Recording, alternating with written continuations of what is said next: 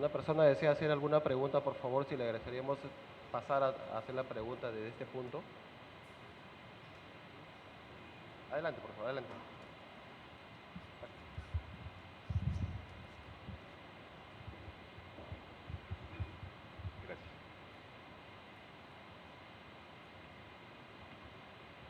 Gracias. Buenas tardes con todos.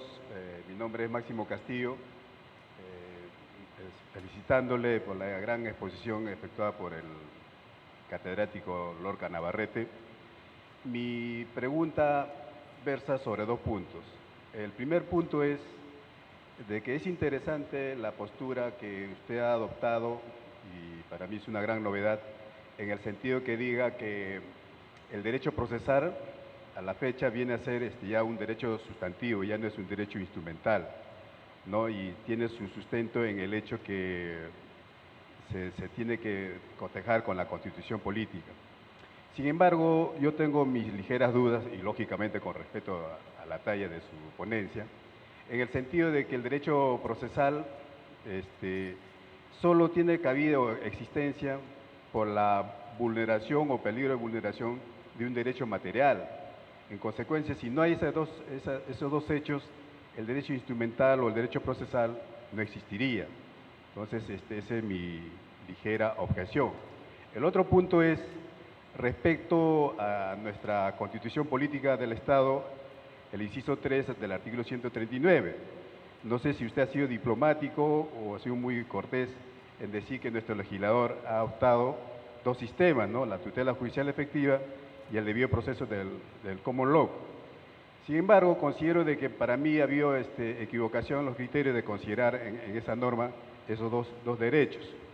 ¿Por qué? Porque normalmente nosotros adoptamos la posición española y ustedes en su Constitución del año 78, inciso artículo 24, solamente contemplan la tutela judicial efectiva. Y dentro de la tutela judicial efectiva para ustedes está el debido proceso.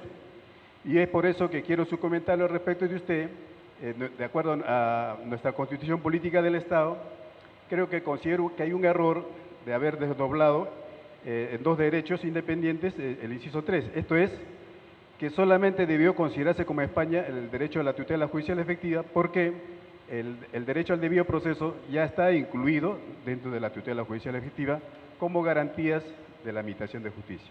Muchas gracias. Vale. Muchísimas gracias. Bueno, son dos preguntas muy interesantes las que ha planteado, las que ha planteado bueno, su nombre no, el señor Castillo. Bien. En relación con la primera pregunta, yo voy a decir voy a tratar de decir varias cosas. La primera de ellas es que en su propuesta de pregunta, en su planteamiento, subyace un elemento cultural. Es decir, vamos a ver, el derecho no se puede desvincular de determinados planteamientos culturales y sociológicos, ¿no? Y evidentemente, durante mucho tiempo ha venido calando la idea de que el derecho procesal es un derecho instrumental, ¿no? Bueno, así me lo enseñaron a mí y de alguna forma, pues, por lo menos yo hablo de la Universidad Española, se sigue explicando de esa forma. Bien, ¿cuál es la ruptura del cordón umbilical respecto del instrumento? Usted ha dicho que el derecho procesal no se explicaría si dos personas no se pelearan en el mundo jurídico. Entonces, a consecuencia de esa pelea, acude el derecho procesal para poner orden en esa pelea. ¿Vale, no? Pero, mire, el derecho sustantivo tiene su normativa, que está en el Código Civil, ¿no? Y lo que yo defiendo es que el derecho procesal tiene su propia normativa, que está en su propio código. Entonces, lo que entiendo yo es que, a consecuencia de una pelea en la aplicación de un texto del Código Civil, eso signifique que finalmente esa pelea del Código Civil se introduzca en la pelea del derecho procesal, porque es que la pelea del derecho procesal va por otro lado. No sé si me explico. Es decir, la pelea del derecho civil, de la norma, de la interpretación de la norma civil, de la corrección o no en la aplicación de esa norma civil, es una pelea que está ahí, que proviene del Código Civil. Y lo que no puede hacer el derecho procesal, ni está en condiciones de asegurar, ni de garantizar, es que esa pelea del Código Civil finalmente sea el resultado de la verdad o de una supuesta justicia. Eso el derecho procesal no lo puede hacer.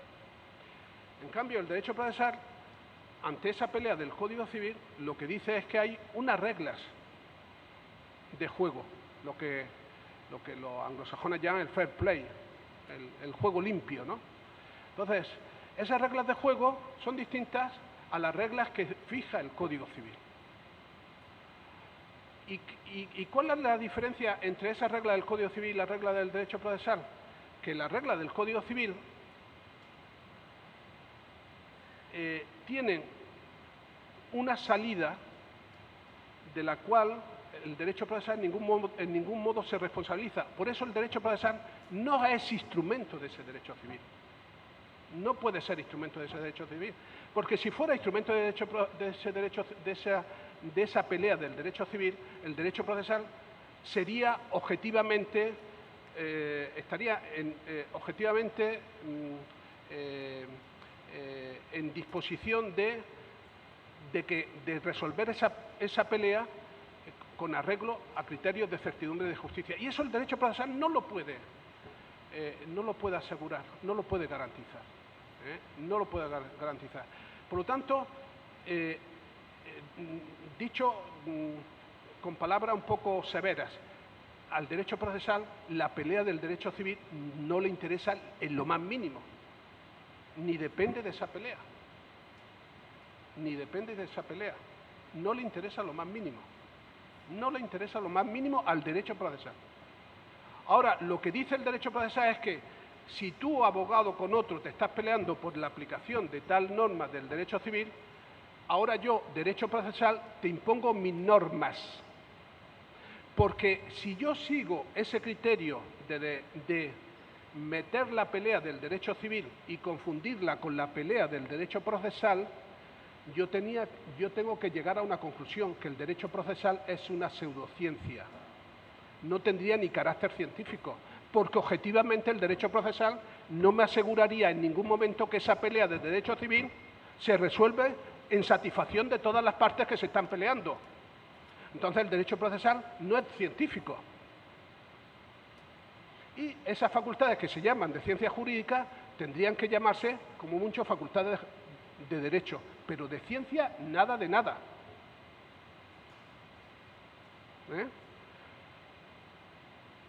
Entonces, por eso es un derecho sustantivo. Y luego, respecto de la segunda pregunta, vamos a ver, el tema de la tutela de la Constitución del 78 está pensando el constituyente del 78, te doy mi opinión, te doy mi opinión. El constituyente del 78 está pensando en el civil law. El common law le importaba un bledo, así de claro, porque además, históricamente, el civil law y el common law se dan la espalda. Son dos sistemas totalmente antagónicos. Y si tú vas ahora mismo a una universidad española, del common law es que pasan olímpicamente. Entonces, hombre, tú has hecho una afirmación de que se entiende que la tutela judicial efectiva comprende el debido proceso. Mira, yo conozco la Universidad Española un poquito a estas alturas de mi vida y eso lo dice muy poca gente. Yo diría que no lo dice nadie. Yo diría que no lo dice nadie. Porque nosotros, quizás por chauvinismo, somos del civil law, del derecho romano y del derecho germánico, que es de donde la pandestística alemana en el siglo XIX pone orden en el derecho justinianeo y de ahí hemos bebido de las fuentes donde se ha construido la base tradicional del derecho procesal, que es la acción, la jurisdicción y la forma del procedimiento. Base científica, supuestamente es base científica, que yo discuto y cuestiono totalmente, porque mi concepción del derecho procesal como derecho sustantivo supera los conceptos de acción, jurisdicción y de las formas procedimentales. Son totalmente inútiles para mí. Ya no me sirven. Y esto que estoy diciendo aquí, esta tarde, en este Palacio de Justicia, yo lo diría en una facultad de Derecho en mi país y me califican de anatema. Me califican de anatema. Pero lo digo aquí, que estoy a 10.000 kilómetros de mi país. Por lo tanto, no es verdad eso de que nosotros somos civil law, una idea muy chauvinista. Somos civil law y desde ese punto de vista tenemos una jurisdicción y hay un sector de la doctrina en España que al derecho procesal le llama derecho jurisdiccional. Gran error. Porque el derecho procesal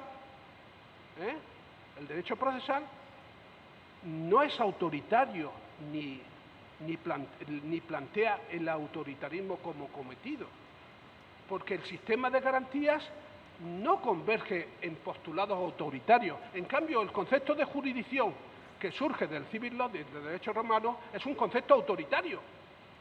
Va unido al imperium que tenía el magistrado. Y el derecho procesal funcional que yo propongo no es autoritario. Por lo tanto, hay dos formas de entender la jurisdictio.